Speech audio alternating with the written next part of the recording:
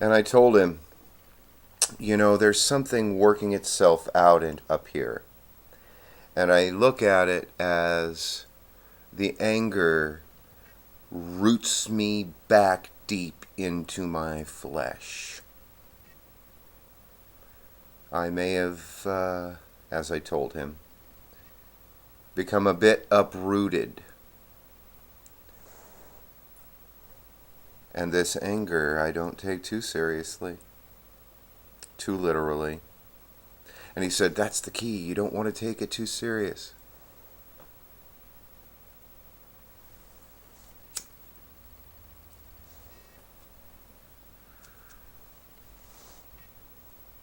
But this is an important insight, that the emotional eruptions that arise, I'm beginning to assimilate and integrate in a completely other fashion. Before, I used to become them, and by the becoming of them, I learned their lesson.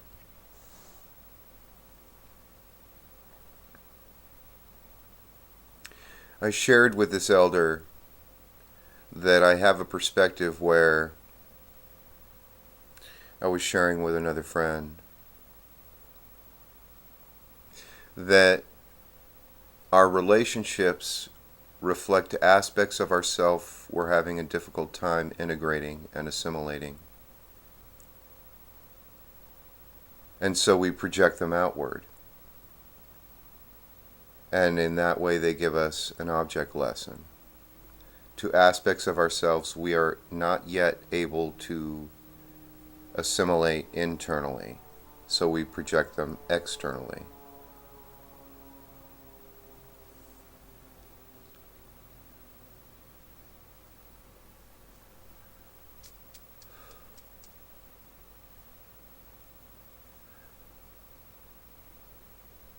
I know I'm sending messages to this elder, but I cannot stress enough the fact of the life experience of which this elder personifies and is. You see, their response to these ideas are those that are equivalent in experience, that they may be assimilated. Now, it can be said that that which is experienced must first exist. Without existence, there can be no experience. And as physicists make very clear, existence, all existence, that which exists, resides solely in space and time. Now, this is not to say that we can't experience something transcendent of space and time. However, it's a different type of experience. It's the realm of what I consider or categorize as the metaphysical. And in relationship to my concern for others becoming preoccupied with the suffering that exists in space and time,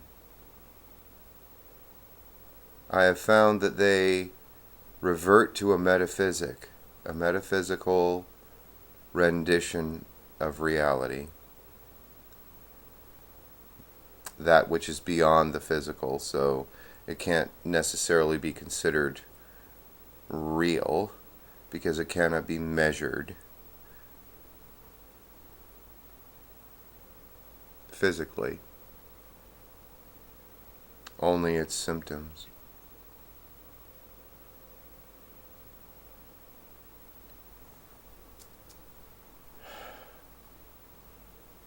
So,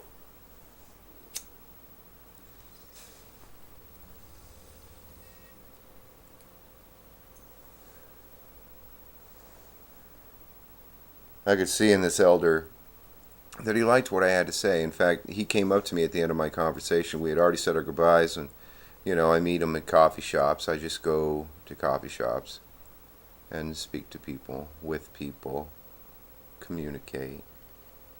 And he came back up to me and he shook my hand. He said, "Damon, I'm very glad I met you."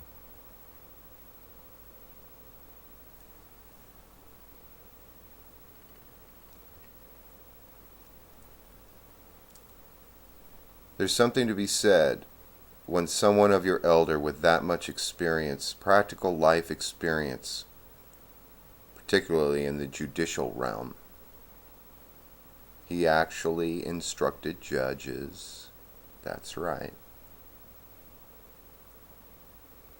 comes up to you and says, "You have something to offer me."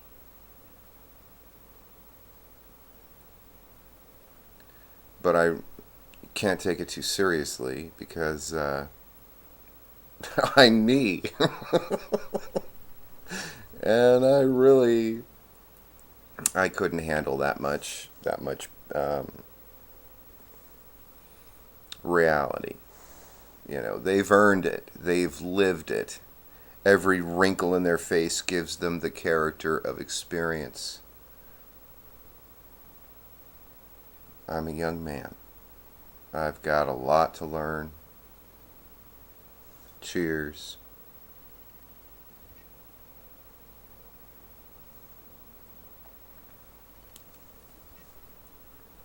So,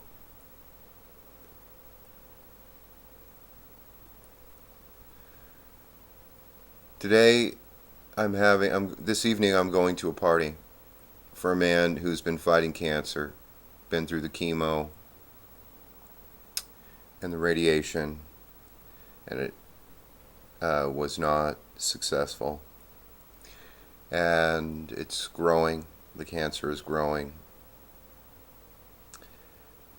And he invited the coffee shop crowd for an evening.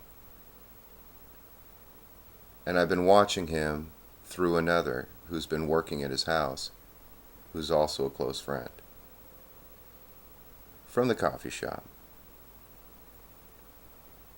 And he's been going gangbusters. He's been rebuilding his house, remodeling, full-on Merry Christmas decorations as he normally does, living his life as if it is here to be lived because it has existence, and participating in the existence that he feels is worthy and has value.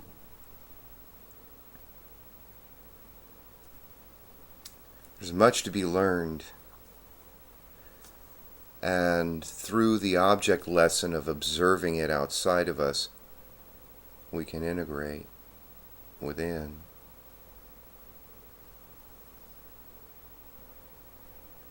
These things, there's so much to these things.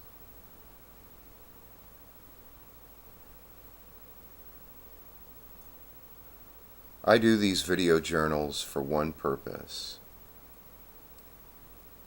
that in the future my descendants may or may not choose to observe me at this time. I know I'm in process.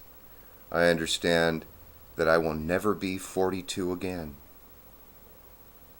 But I give myself enough leeway to be 42, to live the life I have to live at this moment. And let it unfold, let it happen. And the rest of the world has all kinds of opinions. I was just reading Plato for the first time, speaking of Socrates, talking about opinions, and how opinions are greater than knowledge, because opinions are in sync or are synchronized with the times they're in. If they are successful opinions, they're in sync with the time they're in, you know. Well, there's a lot of people worrying about a lot of things here in America, but I see one thing for sure. We have inherited a boon beyond all boons, unlike any other boon bestowed upon any other civilization in the history of recorded man. And I take this solemnly. I do have reverence for the suffering, and I bring at this moment as much as I can, as deep as I can go.